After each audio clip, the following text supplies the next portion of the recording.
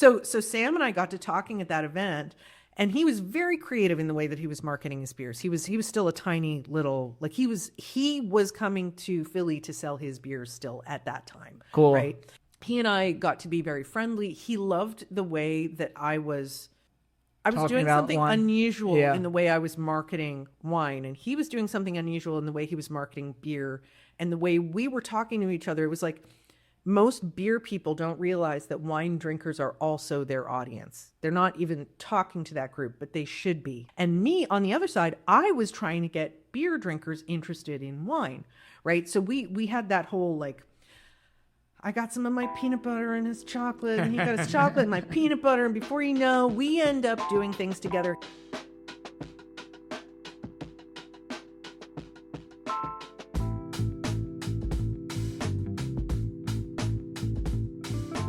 Welcome back to Brew That Podcast. I'm your host, Richie Tevlin, joined as always by Evan Blum, and today we have on Marnie Old.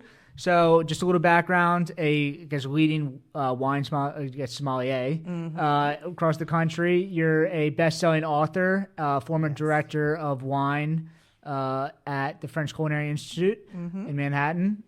So, I have read your book before. I know you're part of the Philly Beer Fest, but I guess a month and a half ago when I was at Brewers, Pennsylvania meeting, it was Monday morning.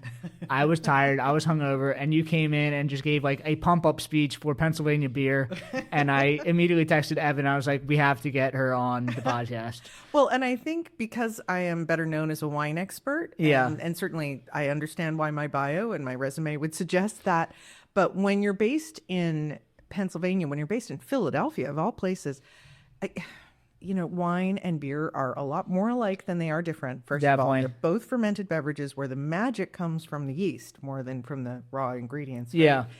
And it's just that, pardon me, I found a way to make my career in the beverage that people find more confusing and are willing to pay people to explain it to them, which is not beer. So it's wine. I've been making my living on that side of it, on explaining complicated alcohol topics in a kind of fun, over 21 Sesame Street kind of a way. Yeah. That's my job, basically. And it doesn't matter whether it's wine or beer or cocktails or spirits. If you've got alcohol questions, I'm your girl. Well, I think that's what you kind of explained. It's like wine is sometimes intimidating. And for me, yes, learning about beer, there's a lot to learn about. But there's different styles, and I think that it's easier for somebody to just naturally get in without somebody explaining it to them.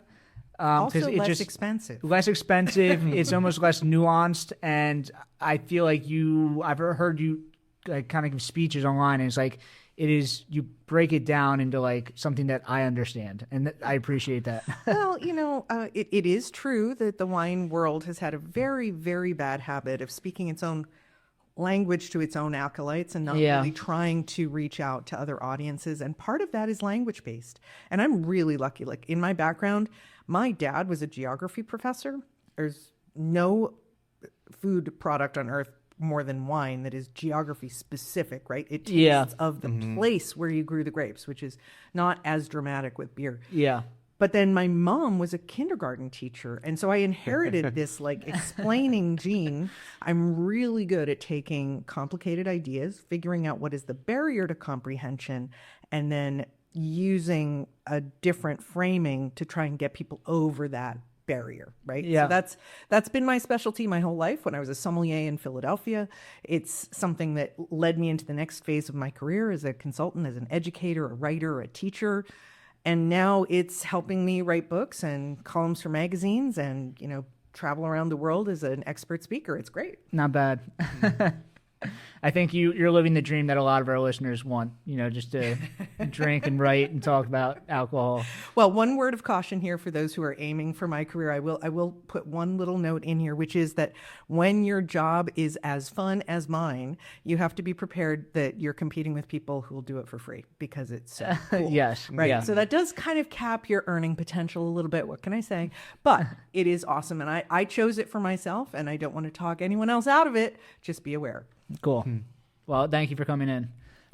So I guess should we start from, just the beginning? I know we want to get into the beer stuff, but can we talk about how you got into wine and then just kind of go through the whole wine? Yeah, absolutely. Cool. Well, I kind of fell into this sideways because I I'm originally Canadian. I grew up in Canada. I'm from a place called Winnipeg, maybe another hot accent. But when I moved here at 17, it was to live with my boyfriend. I had met him up there. He could only work legally in the U.S. I was a dual citizen by pure fluke. So literally the September after I graduated high school, I got on a plane and I moved to Philadelphia at age 17 and got a job working in restaurants. Because what else do you do when you're that young? And I was pretty good at it. And I, within a couple of years, moved into better and better restaurants. I felt better when the food coming out of the kitchen was of higher quality. And I pretty quickly got into high-end, like working the Four Seasons, right? Kind of restaurants, right?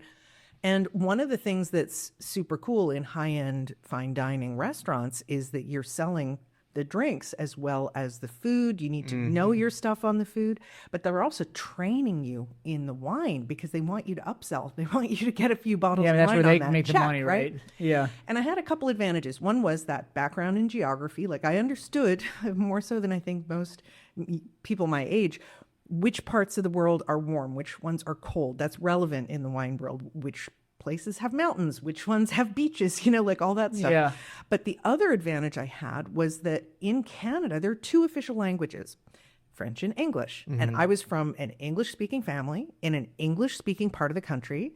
But my parents were both educators, and they understood that kids have one opportunity to learn another language, and that's before they're 10 years old, right? Yeah, tell me about it. So we were sent to an experimental program called French Immersion. My brother and I, from kindergarten to grade 9, every class we had every day in school was in French, except for 1 hour of English a day.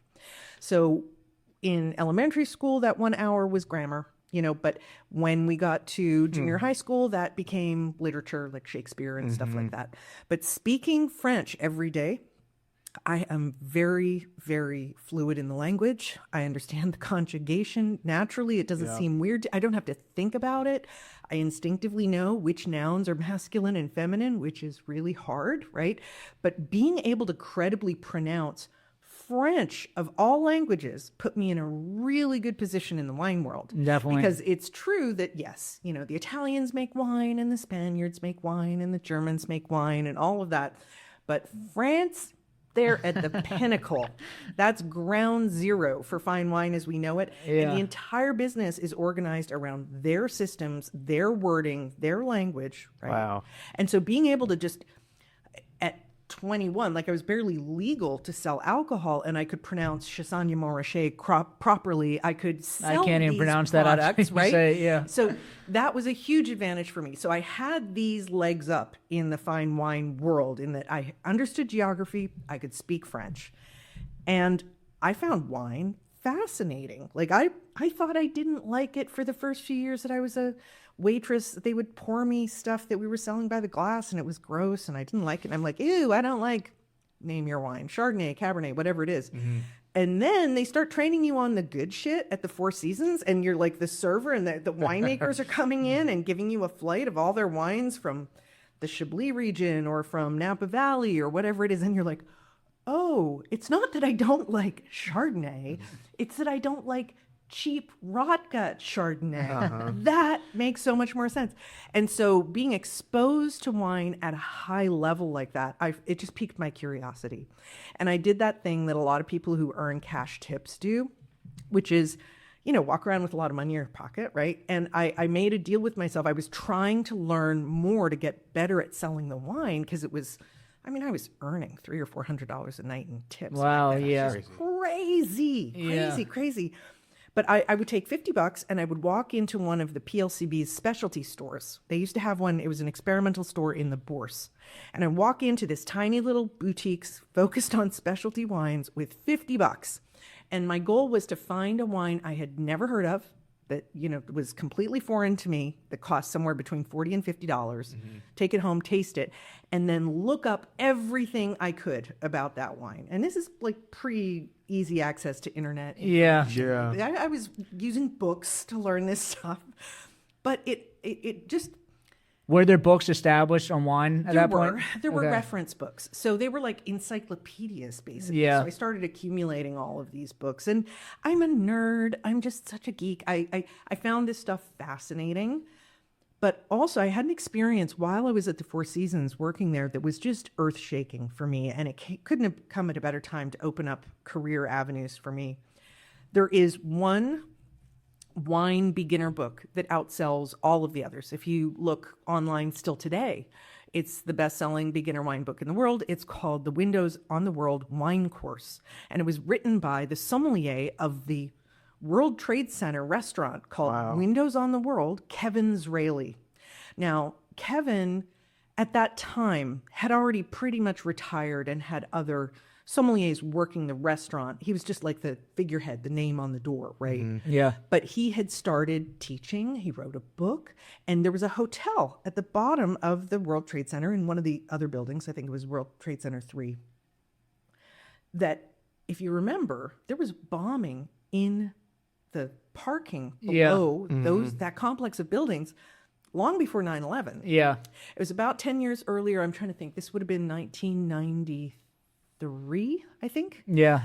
Was the first World Trade Center bombing, and it damaged the hotel where he was teaching his wine course. It was a wildly popular continuing ed type class once a week, and some people in the hospitality business who wanted to be sommeliers like me would take that class. But you also had like Wall Street, like hedge funders and, just rich people who wanted to learn about wine would take this class. And it was amazing. You would go and it would be 2 hours on a Tuesday, and you would sit down and you would taste 8 to 10 wines. And it was so well curated. And Kevin had been a kindergarten teacher like my mom before he got into the restaurant business. He was an incredible storyteller. He was so good as an educator, helping people break down the barriers to understanding wine. It was fascinating for me. I'm trying to think, if that was 1993, then I was 23 or 24 at this point. Now, were you the youngest person in that class then?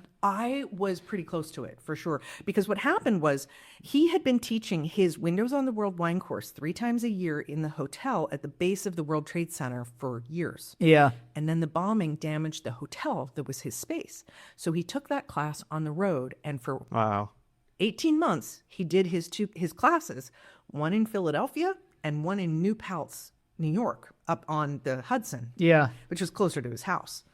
And the one in Philadelphia was at the Four Seasons Hotel. And I was the junior server in the fine dining restaurant, the one who was super excited to learn more about wine. Yeah. I was covering back bar shifts, so I was, doing unpacking and inventory work. And they were looking for volunteers to run the class. Like, my job was, I took the lead pourer role. My job was to get the wines the week ahead, peel the labels off, photocopy all the handouts, stuff the binders, set the This is after you had already taken his class in New York? No, this was my first exposure to his class. He came to the Four Seasons, and because I was one of the lead pourers, I got to work his class. I didn't pay for it. I just had to walk around pouring the wine. And, do the coordination on my own time. Of course, this was not paid work. But it got me into a lifelong pattern of volunteering for things to learn, to get life experience. Yeah. This was eye-opening beyond anything I had ever imagined in the world of wine. And I stayed in touch with Kevin. He's been a mentor for me for my whole career. He started inviting me up once he relocated his classes back to Manhattan. I would get on the train and go up just to work a Barolo class or something like that, right? Yeah. Just to have that experience and taste those wines, because he was opening really good stuff.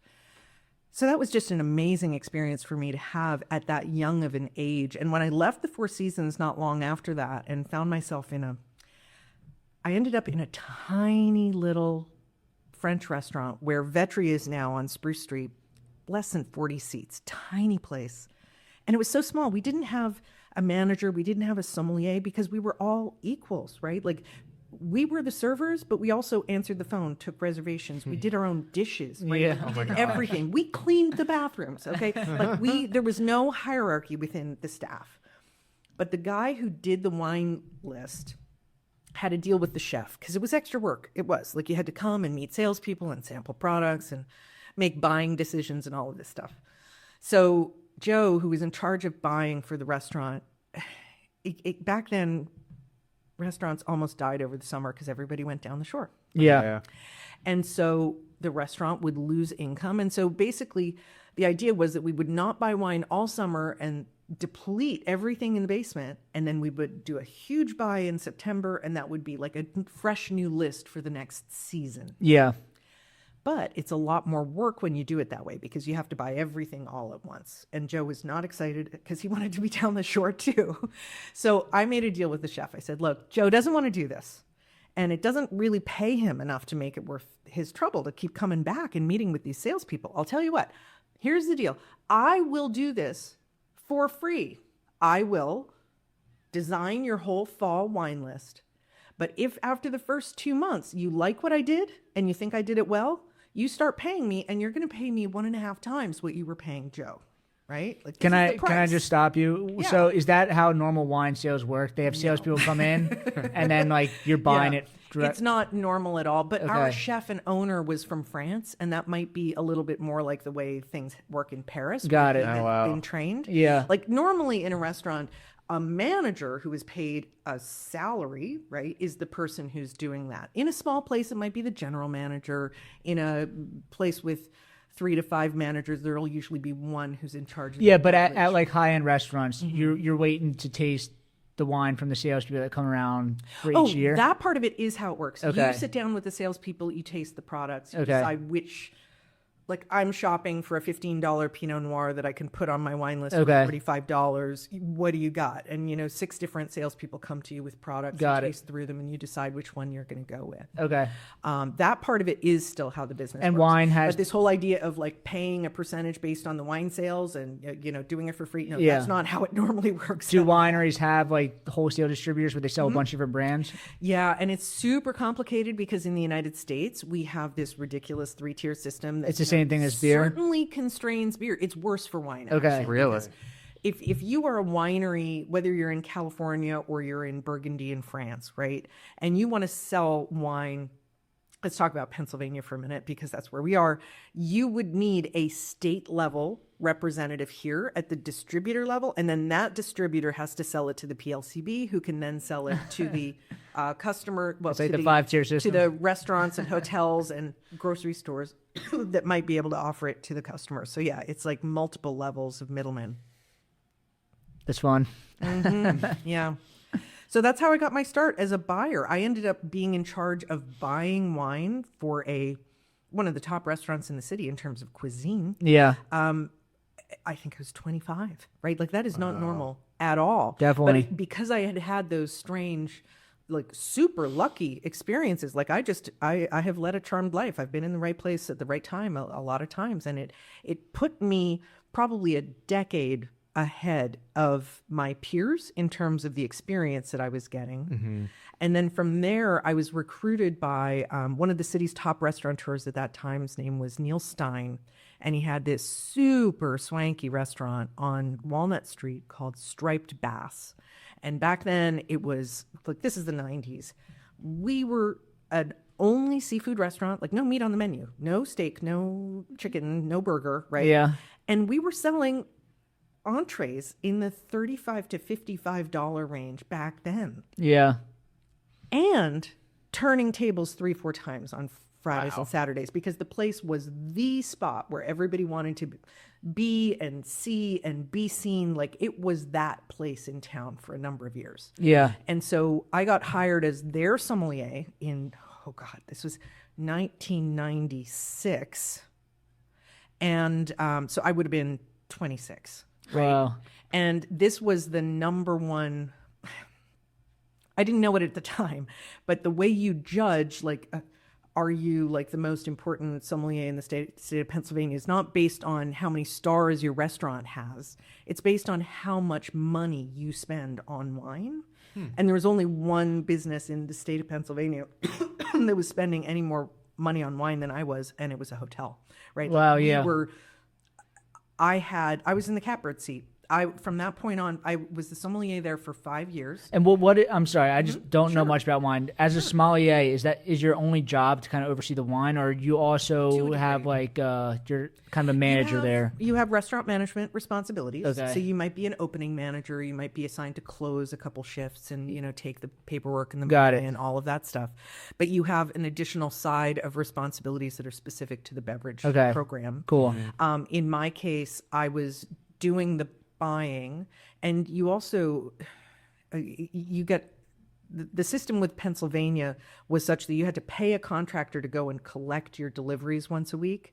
So all of your wine for the week would come in on the same day, and you somehow needed to get that organized and shelved and chilled and ready for service in a matter of 2 or 3 hours. Yeah. And in this restaurant, I didn't realize how many labor laws I was breaking at the time, but I created a volunteer team among my servers. There were a lot of people who wanted to know more about wine for the same reason I had 5 years earlier. They wanted to be better at selling at tableside. Yeah, and it's like, why not give back? And so I created something that we called, the cellar rat team. And these guys would come in. There's like 3 to 5 of them at any given time who would come in on their own time on Thursday afternoons, able to crawl around in the cellar, like helping me pull out all the old boxes and put in the new stuff, and rotate the old inventory, get everything stocked. And we had stickers that told you what bin number it was going to be on the wine list, and did it need to go in this cabinet or that cabinet. It was pretty cool, honestly. And some of those people went on to be top people in the business now. Like right now, the Court of Master Sommeliers, which is based in London, has a chapter in the United States. They've got almost 200 American Master Sommeliers now. But the woman who runs their education program, Melissa Monosoff, was one of my cellar rats. Wow. And then I promoted her to sommelier in one of our restaurants, because in the 5 years that I worked there, it started out as one restaurant, and by the end it was 5. So I was the beverage director, and I had 2 full-time sommeliers working under me, plus a paid cellar rat coordinator type person. Yeah. Right. And so, I realized that I needed to succeed in my job. I needed my staff to know a lot about wine, because customers are scared to talk to the scary person coming around. They think the sommelier's job is to get them to spend more money, which it isn't. But like I would see people like slam the wine list shut when they saw me come around the corner, because they were worried that I was going to stop and try and sell them something, right? So I needed to make sure my staff were really good at pairing. And with an all seafood restaurant, think about this for a second. People go to restaurants like that, like the super swanky high-end restaurants. They go once a year to celebrate a big deal, like an anniversary, a birthday. You don't know. It could be a big deal that they just signed, like a $5 million deal could have gotten something. Yeah.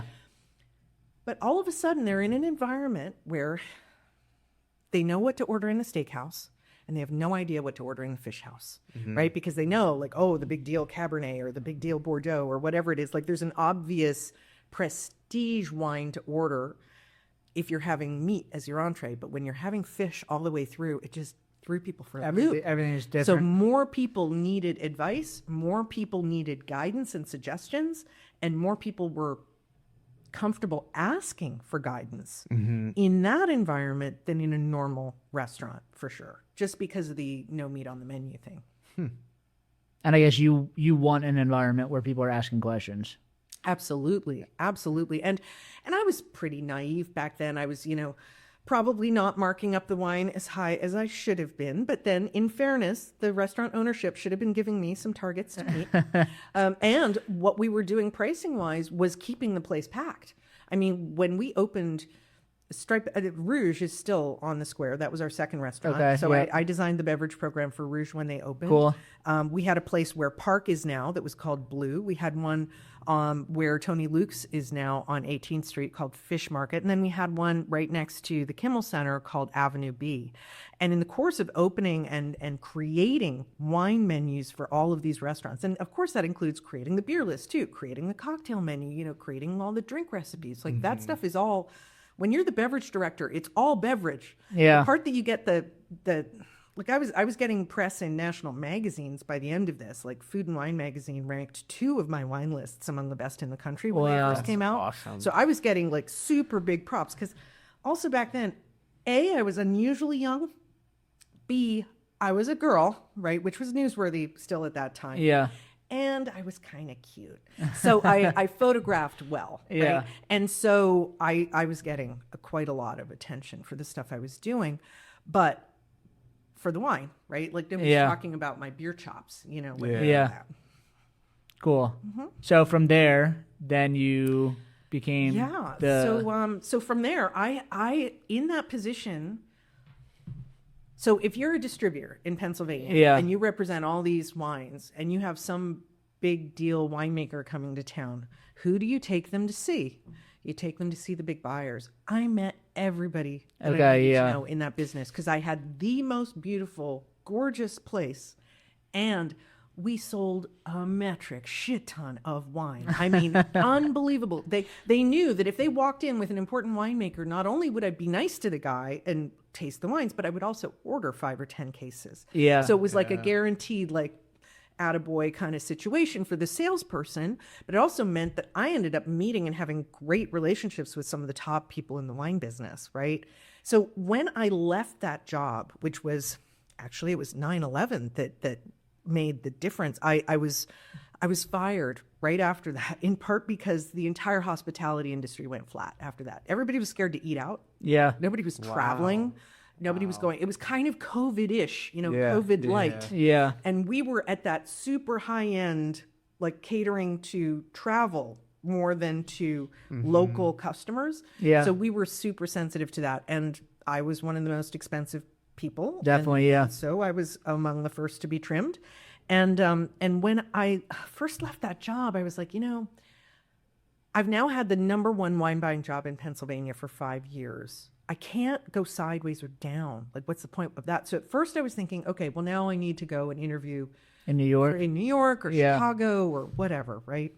And at that point I was already getting involved with, should I seek certification as a master sommelier myself, in which case maybe I have to go to Vegas where there's like 12 of them and they're like a master sommelier factory because you can sit down and taste with them if you work in one of their casinos. But the more I thought about it, the more I realized I am already, in wine terms, the queen of Philadelphia, right? Not only had I been the number one buyer, so all the salespeople knew me. Yeah. But years earlier, I had started with a group of local somms. We had a tasting group. We would get together once a month in each other's restaurants, and we would each pick our own pet topic and open a bunch of wines for everybody to taste. And it was sort of like impromptu wine lessons. And a smaller group of us realized, you know what? We all need staff training in our restaurants, but none of us has enough time. What if we divvy this up? Like, Marnie will do it this month and she'll teach about French wines. And then Tim will do it next month and he'll do Tuscan wines. And, Christy will do it the month after that and she'll talk about Sonoma or whatever it is. And that over a year coalesced into a situation where it very quickly became clear that some of us were better teachers than others. And I was one of the 2 best teachers. Yeah. And I started working pretty tightly with one guy, Bob Trimble, who was one of the sales representatives at the time. And we basically formed a nonprofit to do wine classes. And at first, most of the people attending were people who wanted to be fine dining waiters or restaurant managers or whatever it was. But of course, the same thing happened in Philadelphia that happened with Kevin Zraeli's classes. The customers found out we were doing wine classes and they wanted to come too. And so we're teaching classes at the Union League and, we're doing the same kind of structure, right? Yeah. I got involved with this. What a circle. It did come full circle. And so I ended up somehow by pure accident, by the time I left Striped Bass, I was the founding education chair of the American Sommelier Association at this point, in part because I was so young and naive. I had no idea how huge a task that was that I took on. But you take big bites at things when you're young and ambitious and nobody has smacked you down yet. And so I had all of this local capital. You know what I mean? Like I had...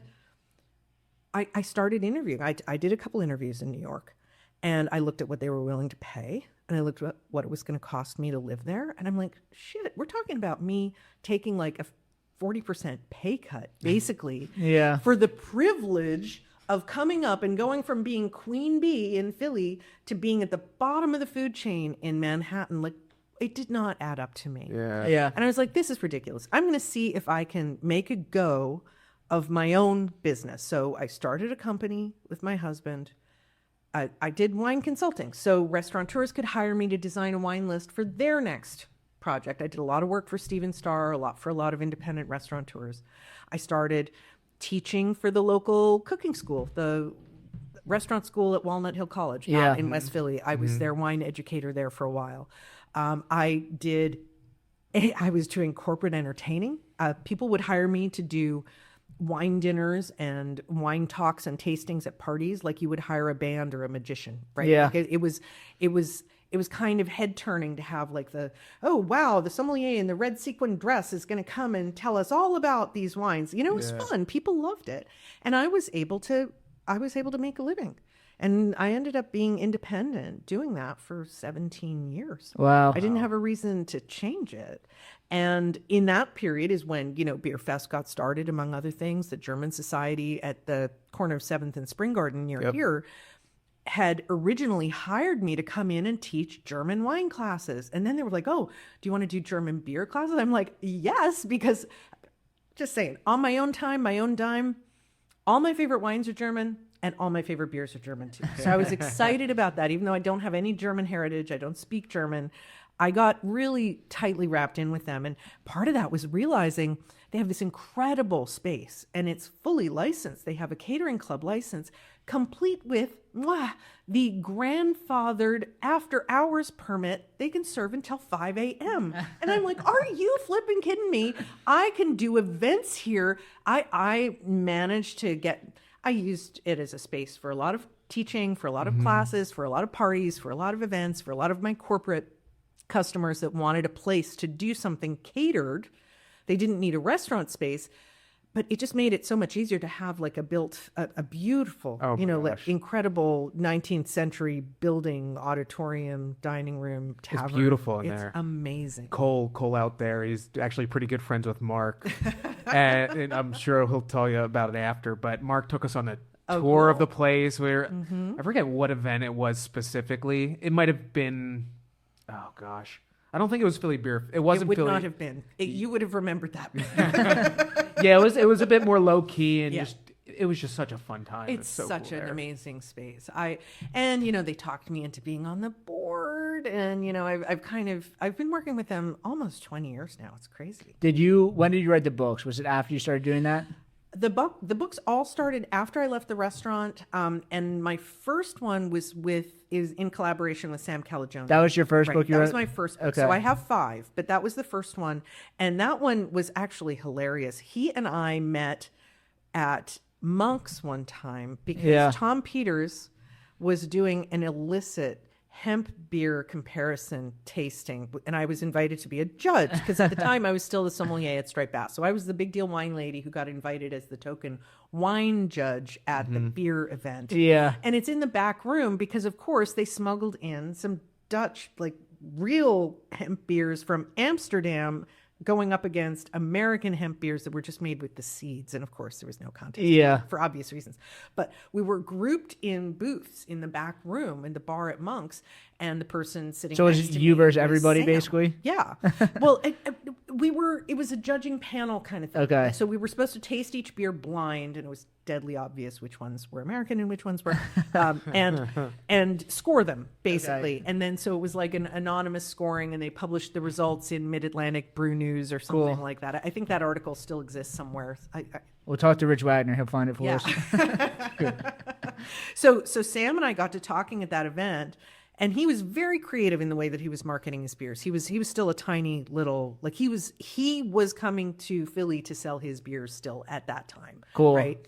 So he and I got to be very friendly. He loved the way that I was doing something unusual in the way I was marketing wine, and he was doing something unusual in the way he was marketing beer, and the way we were talking to each other. It was like, most beer people don't realize that wine drinkers are also their audience. They're not even talking to that group, but they should be, right? And Sam got that, and he explicitly wanted to do beers that appeal to wine drinkers to try and get them, because he thought that they would be willing to spend more for premium and like trade up. He was absolutely right about that, obviously. I mean, he was well ahead of that curve compared to most brewers in the United States.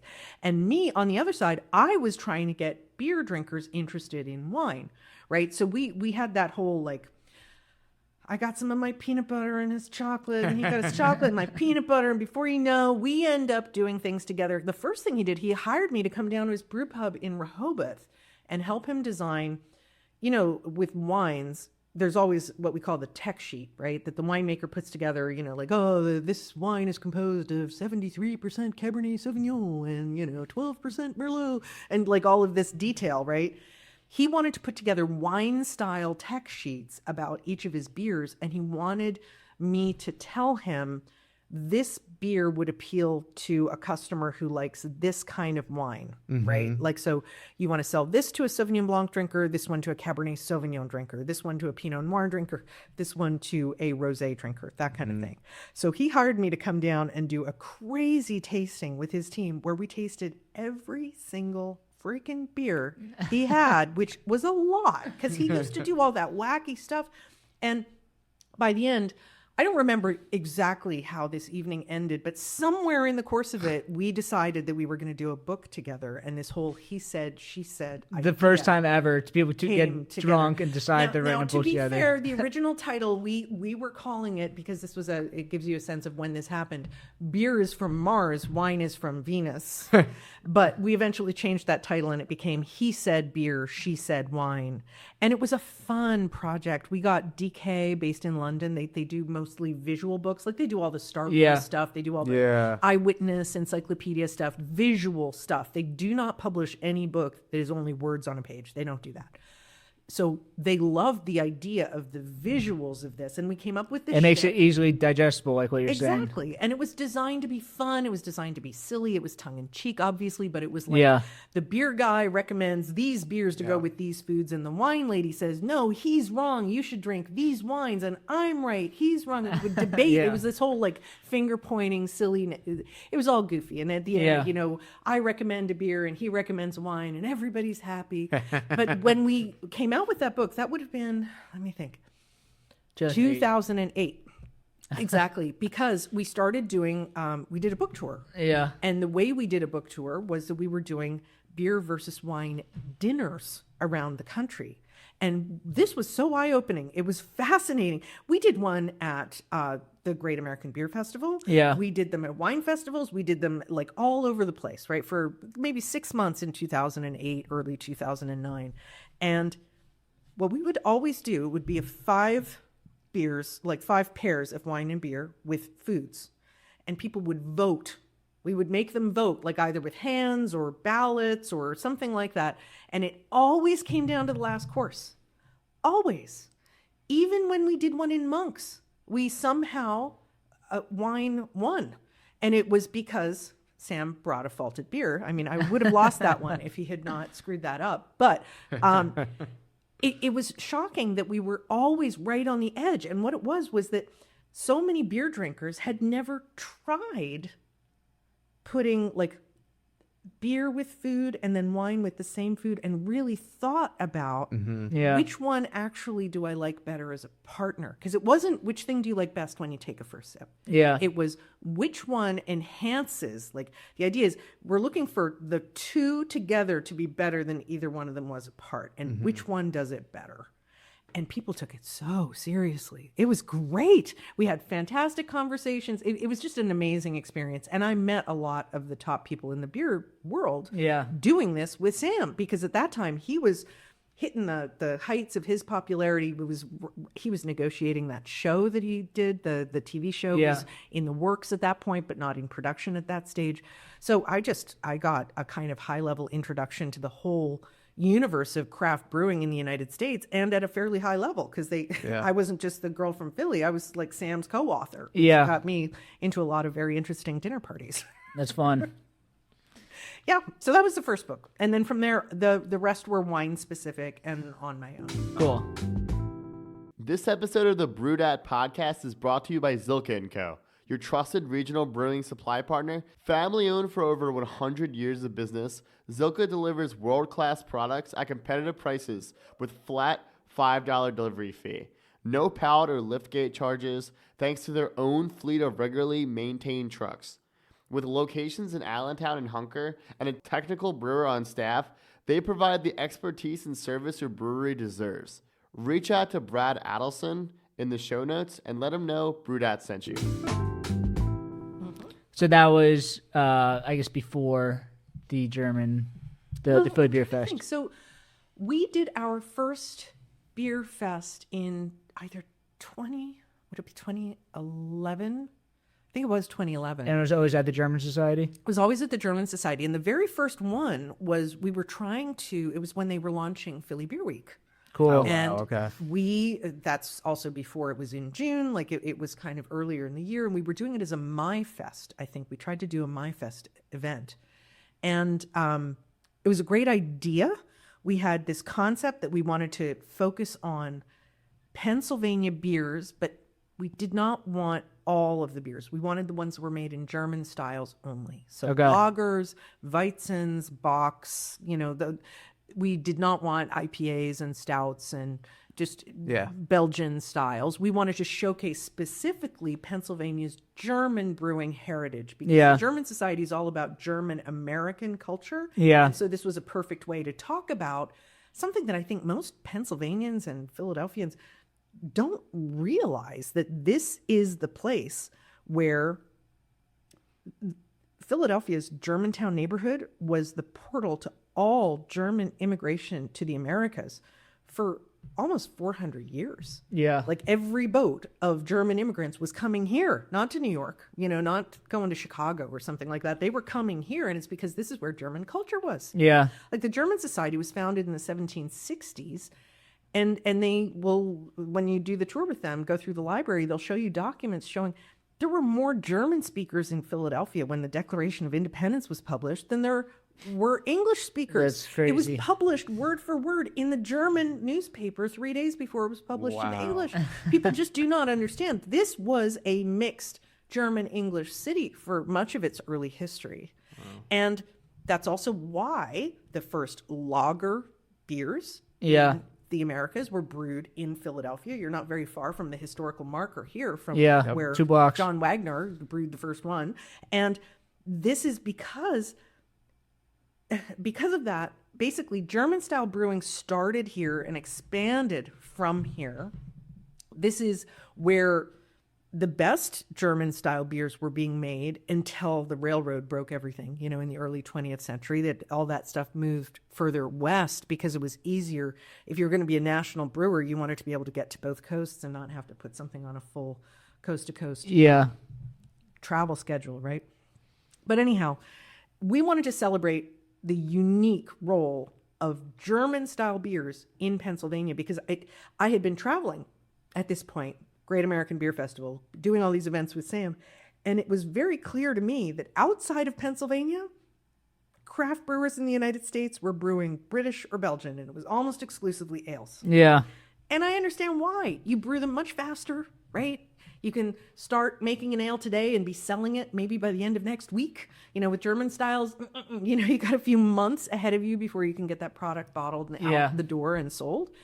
So I understand why, but it was kind of like our beer flag in Pennsylvania and Philadelphia area had extra colors in our rainbow that you couldn't find when you went outside of this area. And I kind of wanted to popularize that and get Philadelphians proud of something for a change, because this city always has such a freaking chip on its shoulder. It's ridiculous. So that was the original concept behind Beer Fest at the German Society. As it happens, at the time, I was connected with a lot of bars through my husband, where the bartenders, a lot of them were Philly roller derby athletes that were in our social circle. And somehow we came up with this concept. I was working with Bill Kovaleski from Vetri Brewing Company, who at that time was founding the organization that is now called the Brewers of Pennsylvania. Yeah. A nonprofit also, but a trade association whose primary job is lobbying and getting rules changed in Harrisburg to make it better for not just brewers, but beer drinkers in Pennsylvania. Yeah. So that group had just formed, right? And we had the nonprofit of the roller derby.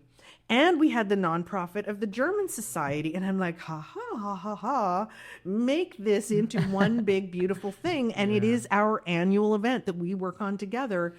The German Society provides the venue and the liquor license. The Brewers of PA helped us populate the event with brewers who were willing to donate beer, because back at that time, we were being heavily discouraged from doing a donation event. We were being pushed to do it more like a commercial event where we would have to buy all the beer. But that just means you don't have a budget for live music, and you can't do all the cool things that make a fest fun, right? So the Brewers of PA helped us present the opportunity to their membership in a way that made sense as a marketing project. Like, nobody's getting paid their full rate here, including our bands, including our dancers, including everything. We're all doing this like it's a win-win thing, right? Like, we're all going to collaborate.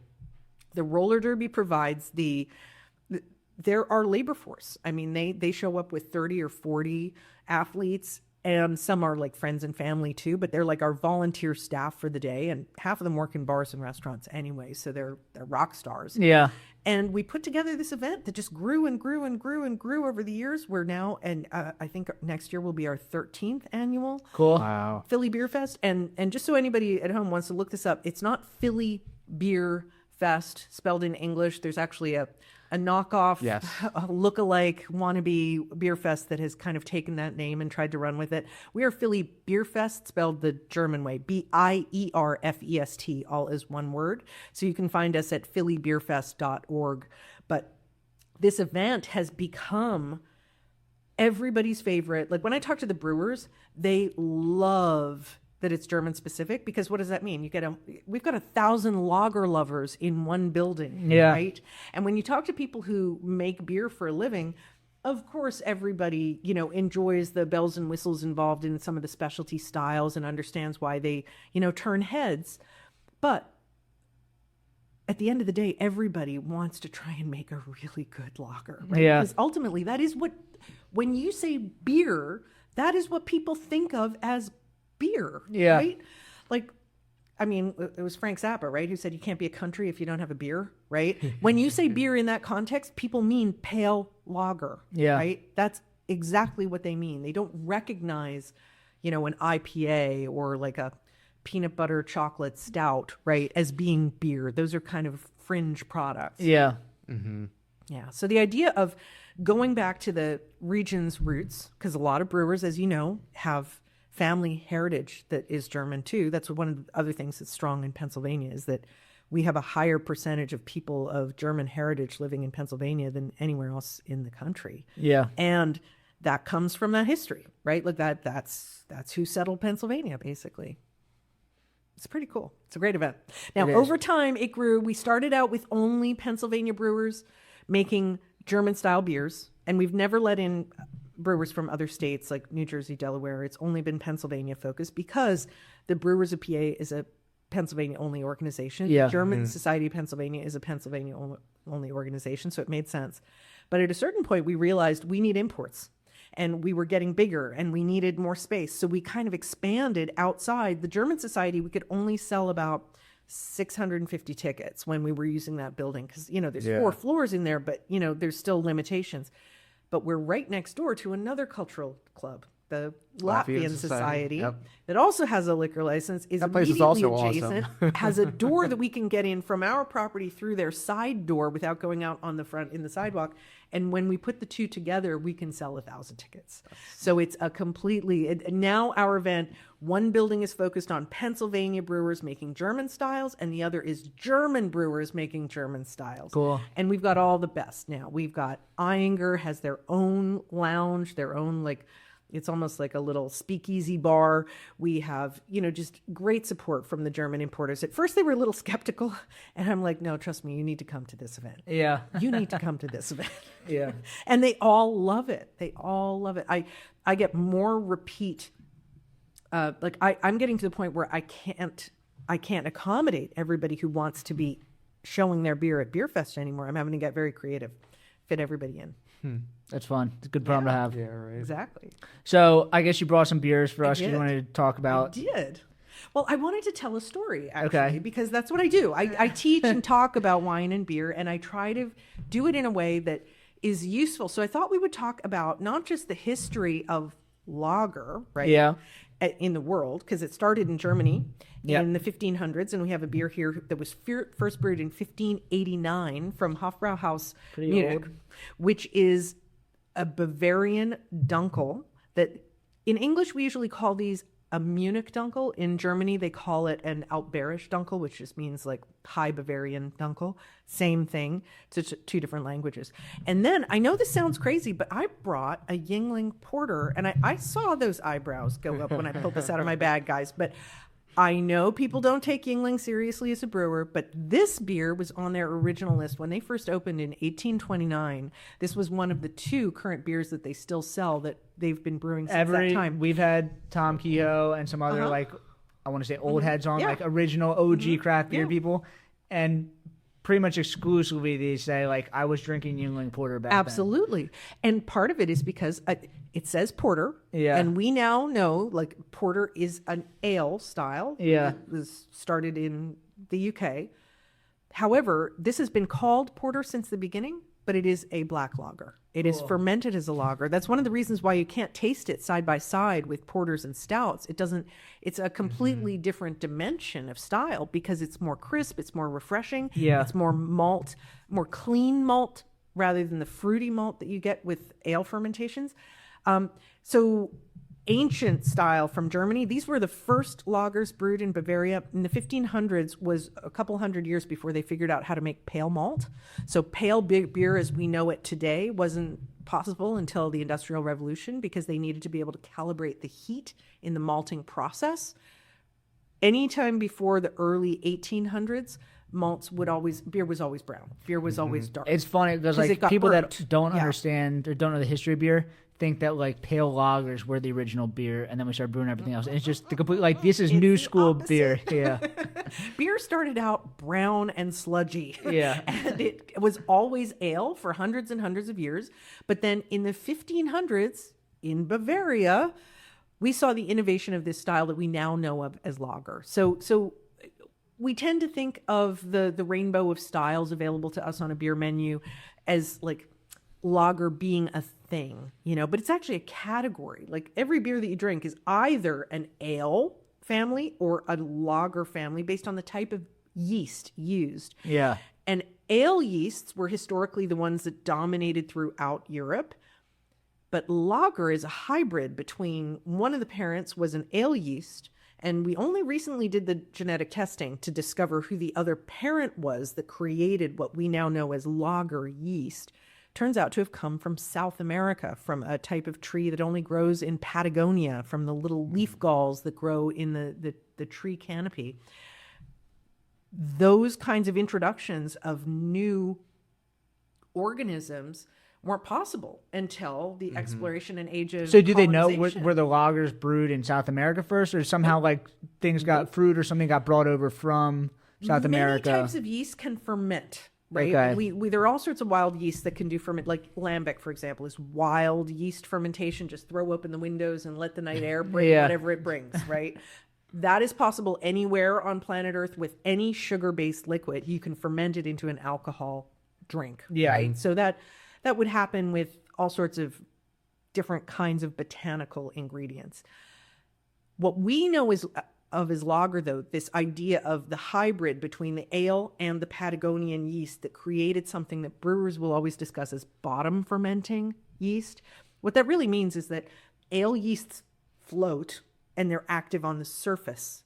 And because they're active on the surface, they can get the food that they need, the sugary liquid is below them, and the oxygen that they need is easily accessible from the air. And so that speeds up their metabolism. So they act really quickly. It's a hotter, faster, more violent and turbulent fermentation when you're using ale yeast. That's why it goes faster. Basically the yeasts are feeding and reproducing. And then there's more of them. So then they feed and reproduce and feed and reproduce and feed and reproduce and feed and reproduce. And the warmer it is, the hotter it is, the faster it goes, the faster it goes, the hotter it gets, the hotter it gets, the faster it goes. And before you know it, all the food has been depleted. Those yeasts die and will fall as sediment, right? Lager yeast is different. It does not float at the surface. It sinks to the bottom.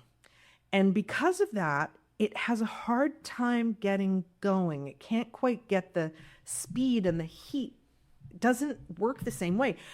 My theory about this, and I've talked to a couple scientists who say this is not crazy, is that because the air is not, there is oxygen in the liquid, H2O, but the organism has to break apart the H from the O to get the oxygen for its life cycle, right? So it's having to do more work to go through the feed and reproduce cycle. So what happens is it slows it down. And because it's slower, it's cooler. And because it's cooler, it does not gather speed and momentum the same way. So lager fermentations are long, slow, cool fermentations. Yeah. That take a long time. And that's one of the reasons why ales, when you talk about ales, the flavors that we associate with ales are generated by that turbulence, by that heat, you get different chemical reactions. You get more generation of esters, of smells and tastes of things that were not present in the raw material. Like, you know how some ales you can smell it and you're like, wow, that smells like cherries. And you know there's no cherries used to make the beer. It's a fruitiness that comes from the ale. Or like Hefeweizen from Germany, that banana and clove smell is not anyone adding bananas and cloves. That's generated by that yeast strain. And it's part of if you do not get to that kind of turbulent, high energy stage of fermentation, you don't generate those esters. So what happens is when you have a long, slow, cool lager fermentation, what do you taste? You taste the grain, you taste the malt, you taste the hops, you taste the water. You don't taste the yeast. Yeah. Right? You don't taste the effects of the yeast. There's none of that generation of new smells and tastes that weren't present in the raw material. So that's why lager fermentation is so crisp. That's why it's so refreshing. You get that. It's also why it's so unforgiving as a brewer. You have to have your shit together to brew lager, because you make any miscalculation, you can taste the mistake. Yeah. Right? With ale, there's all that shit happening. You know, you got stuff you can hide behind, right? Yeah. With lager, you need precision, you need exceptional hygiene, you need really a lot of skill. It's like hand stitching a white suit, right? From across the room, somebody can see one stitch out of place, right? Whereas the ale is more like the black suit. Everything gets hidden just by the color, right? So what I did is I brought 3 dark lagers, because historically all beers were dark. The original Bavarian lagers emerged from the ice caves of the Alps above Munich, and this one is one of the first that was documented to be produced in the 1500s. We know that this style emerged sometime, this hybrid lager fermentation. It happened in Bavaria, happened in the 1500s. We don't know exactly when, but we know it began to be commercialized by the end of that century and became very popular because at the time, I'm sure it tasted cleaner. Right? Mm-hmm. Compared to some of the other funky, sludgy stuff that I'm sure was happening long before we had modern hygiene, right? Now, this style didn't actually become widely popularized until we start getting into the beginning of the Industrial Revolution, when we start being able to mass produce glass, when beer starts being able to be shipped longer distances and it's not just being made at each tavern for that local neighborhood. That's when things really start to change. And that's when the Germans really pioneered the style of what we now know as Helles lager after the innovation of pale malting, which happened in Britain. They took that and ran with it. You know, they were like, oh, let's combine that pale malt with our cold lagering process. And now, holy shit, we've really got something. Now, of course, the Czech Pilsners were a part of this as well, but that's kind of at a time before modern Germany as we know it was really organized as a country. Bohemia, which is, you know, where the Pilsen city is located, it's adjacent to Bavaria. Bohemia and Bavaria were kind of rival kingdoms, like princedoms, right next to each other. So it's kind of, when I say German styles, I don't mean to exclude the Czech Republic. I kind of think of it as German-speaking Europe, right? Like think about all the parts of like Denmark, for example, Switzerland, parts of France, northern Italy. Central Europe. Yeah, exactly. Where German is spoken. That's kind of what I mean when I'm saying German styles, right? This lagering caught on there. And of course, soon came to the New World, right? Like this is an example with the Yingling Porter. This is not bad beer. I know so many people in the craft beer world just don't even think about, and I see them walk right past the Yingling station. No, I was excited when you brought this in. I see them do that. This is the best beer they make. It is made. It's basically an American version of Kostritzer Schwarzbier. It's more like a Thuringian black lager and less like a British porter, which is why it's so crisp and clean. And then I brought kind of an example of what Philly's doing now with the Tomavi 13 from Human Robot. This is one of the better black or dark lagers being made in the United States. They are overtly modeling on the Czech style. But tasting these three side by side should be super interesting. Hope you guys are up for it. I'm ready. I hope somebody has an opener because I didn't bring one. Yes. Okay, cool. Orange got it.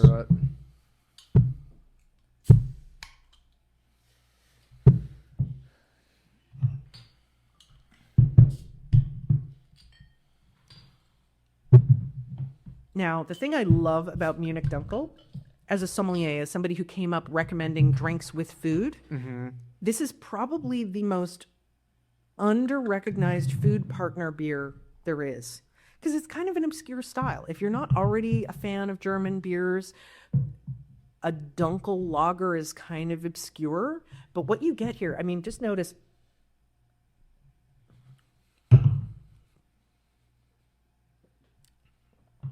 You've got this tension between sweetness and dryness that ends dry. And that's really important for food because that's what makes you hungry. That's what makes you thirstier. If it ends sweet, you're kind of not as interested in the next bite of food, right? But what this does is it works so well with anything that's got a lot of fat, a lot of salt, like it's making you hungrier and thirstier. Do you think that's one of the reasons why wine has traditionally been like a food pairing because wine is just way drier than wine beers? Does that better, but it's not the sweetness, it's the acid. Okay. The thing that wine does better than beer, speaking as a wine partisan here for a second, both can do pairings brilliantly, of course. Yeah. But wine's superpower is also its Achilles heel, okay? Wine's sky-high levels of acidity make your mouth water. They make you hungrier and thirstier right there. And salt and acid counteract each other on the palate. Yeah. So when you are tasting food that seems too salty, one sip of something acidic like wine makes the food taste less salty and lets all the other flavors come forward. Cool. But the salt in the food is also making your wine taste less acidic. So the two together have this, wine and food have a more dramatic difference in the way they taste together and apart than beer and food. Got it. Because most beers are not acidic. They get their refreshment from carbonation. It has a similar effect in counteracting this the saltiness, but it's not quite as effective. Right? Yeah, we just had it doesn't change the character of the beer. Tom Peters on, and he brought all of his lambics and gooses in, and I think that a lot of those types of beers pair the same way wines pair with food. He was cheating. He was trying to get that wine level of acidity into the pairings. And I'm sorry, I'm teasing. But basically, the acidity, there's a reason why every restaurant in the world has a wine list and a sommelier, right? Mm-hmm. It's not just the French restaurants and the Italian restaurants, places where they've been making wine for millennia, right? It's also the Japanese restaurants, and it's also like the Swedish restaurants. And it's because wine sets your palate up for food in a way that beer can do, but beer also fills you up at the same time, right? Yeah. Beer occupies more space in the belly, number one. Yeah, it's got gas. And it's carbonated, which makes it kind of expand. Wine, you take much smaller sips, and that acidity, boom, you've got much more, you've got the ability to do more back to back wine and food pairings in the course of a great dinner. If you try to do that with beer, you tap out like by number 3 or 4, Makes right? sense. Yeah. Cool. Well, so what do you guys think about this? I mean, I drink this beer a lot, but I love it. Yeah, it's one of my go-to.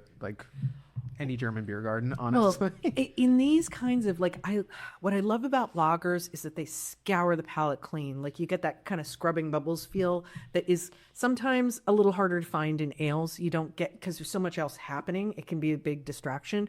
For me, the way these just finish so freaking clean. And I love Pilsners because you get the hop flavor, but then the dark lagers, they have just a lot more flavor. Malt focus, right? So all the hop here is bitter hop, basically. Yeah. There's very little aromatic hop impact.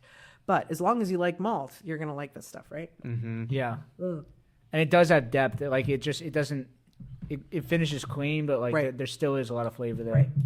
And so now let's just come right off of that and go straight into the Yuengling Porter. And we are now talking about a difference of price point and accessibility level. Like let's be fair to this beer. This is probably a third of the price of the Hofbrau. Much, much darker. You can see you get the black style. Yeah. This is more Schwarzbier than Dunkel. Get a little bit of roastiness on the nose.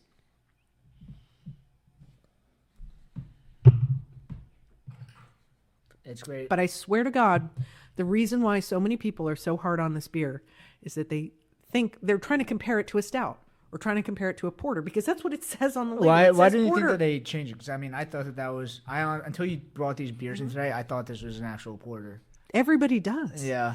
They have kept the name because when they created this beer in 1829, the style is a German Schwarzbier. Yeah. But we're dealing with a largely English-speaking audience. Yeah. So back at that time, the other popular black beer was porter, and they just used that name. Wow. And and when you've done something for more than 100 years, you don't change it lightly. They're not going to just suddenly start calling this black lager, right? Just because it's more fashionable now, right? But when you evaluate this beer as a lager, understanding that it's a lager, you start to see why all those guys were drinking this stuff back then, right? Because it is extremely well made. I think it's better than this, honestly. It has a little more. I feel like there's a little more depth to it. Yeah. It's still dry though. It's like it's just a fuller beer. This stuff is super easy to drink. There's a little more sweetness lingering to it down the sides of the tongue for me. Yeah. That to me calls for certain kinds of foods more than others.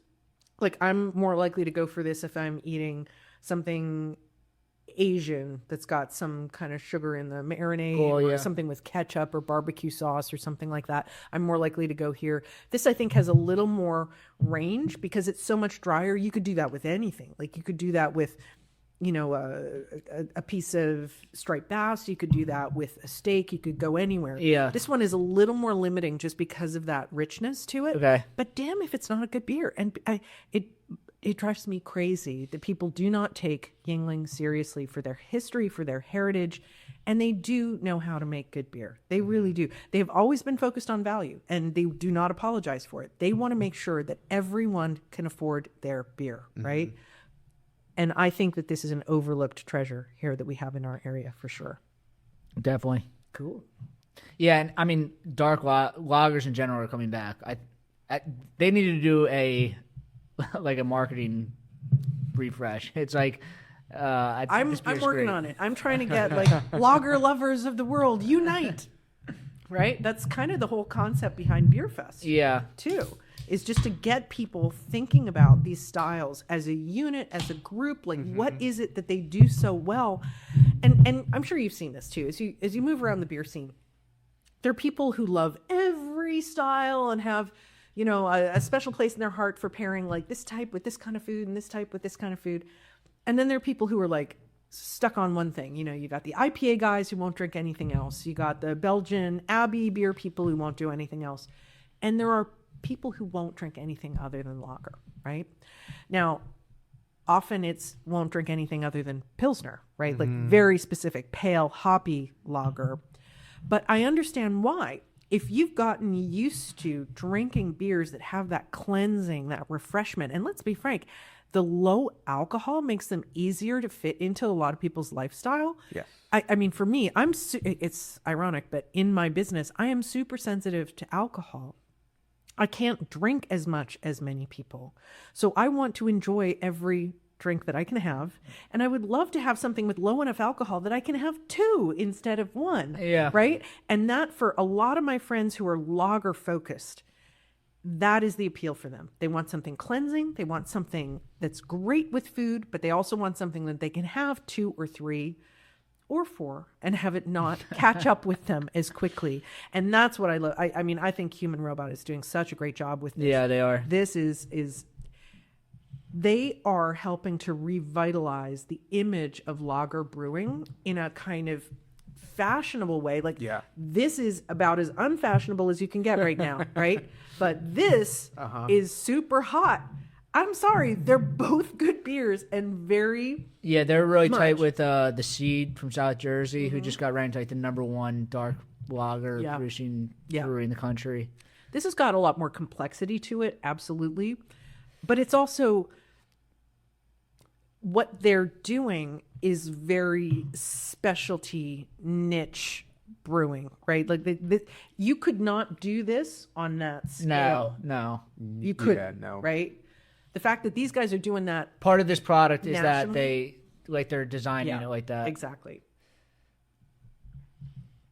So anyhow, this is a great example of the kinds of things we do at Beer Fest, is try to share the story that Pennsylvanians and Philadelphians should be proud of in our city's German brewing heritage, popularizing lager, trying to get people to take it seriously again. I mean, when we first started, it was really uphill, but it was obvious to us back then that the brewers were going to need to start focusing on lagers too. Yes, it takes longer to brew, and there's cost associated with that in terms of equipment and tanks and storage and refrigeration capacity and all of that.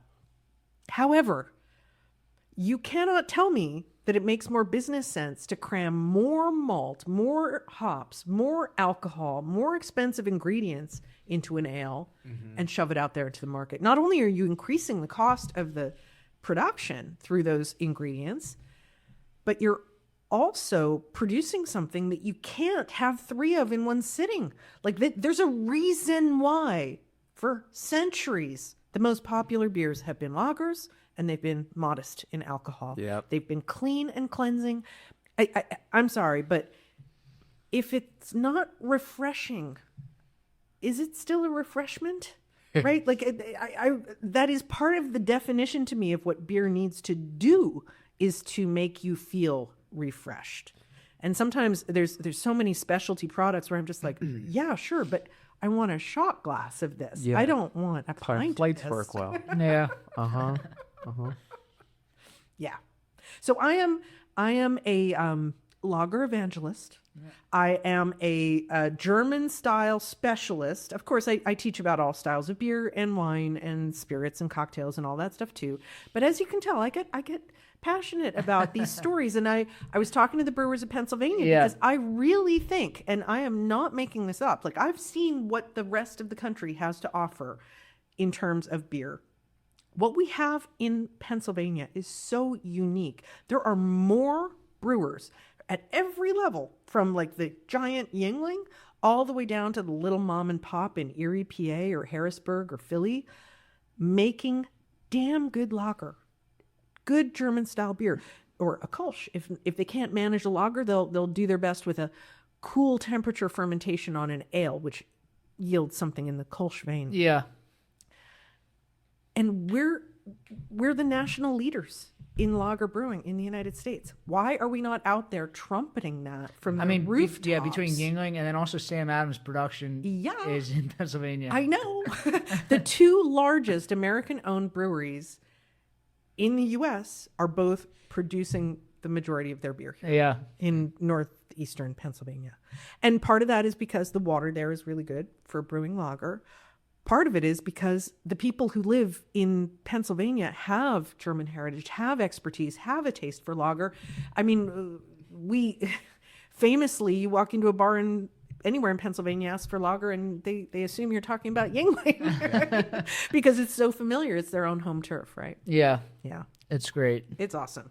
So I think that it's time for a Yay PA Lager kind of a campaign. I'd love to gather some of the members of the Brewers of PA who focus on lagers, and especially those who sell it outside of the state, not just within the state, and maybe we take our big bouncing, beautiful baby beer fest and boil it down to a smaller little road show. And maybe we won't talk about, we'll talk about it after the podcast, but we have something going on tomorrow that we're going to try to be pushing.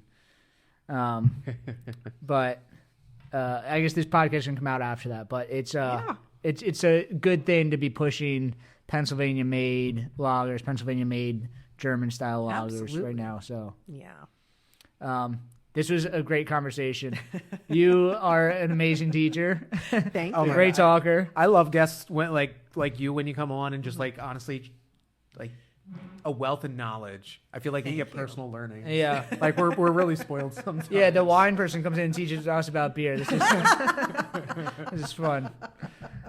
Well, that's my job after all. I've been doing this for a few trips around the sun now, guys, and I'm pretty good at it. So I'm glad that we were able to share some stuff that you guys didn't know, and also taste to me, a little side-by-side tasting like this is just so illustrative. Definitely. This is in one flight, what we're trying to do at Beer Fest. It's everything that we're about. Awesome. So we can support you by buying your book. Of course. She said beer. She said wine. He said beer. She said wine. You can, of course, find that on Amazon. Or if you're curious, maybe I know there are a lot of beer people who want to dip a toe into the wine pool. The other book that I'm super famous for on the wine side is called Wine, A Tasting Course. And you guys would love it because it's designed for the ADD. It's a beginner primer. It's all infographic. There's no block of text longer than 400 words. Cool. And it is Marnie style education on wine that's designed to help people orient themselves to that giant confusing mass of products that we have. It's even more overwhelming in wine than it is in beer. Mm-hmm. So that book is a really great starting point. Cool. And then we can find you online. Of course, yeah. You can find my website at meetmarnieold.com. Cool. Unfortunately, I have there's a spoof stalker out there who has marnieold.com and trying to make my life difficult. So go to meetmarnieold.com and you'll find I have wine tutorials on YouTube. I created a whole series of Spanish wine education cartoons that are really fun. They're all linked on the website and you can find out a lot more there. Cool. Just Google your name. There's so much information for you. Exactly. But thank you again for coming on. This was a great conversation. Oh, well, this was so much fun, guys. Thanks for inviting me. I really appreciate the invitation. Of course. And then you can find us at Brewdat, at the Brewdat Podcast. And we'll see you. Subscribe on YouTube. And we'll see you guys next week. Cool.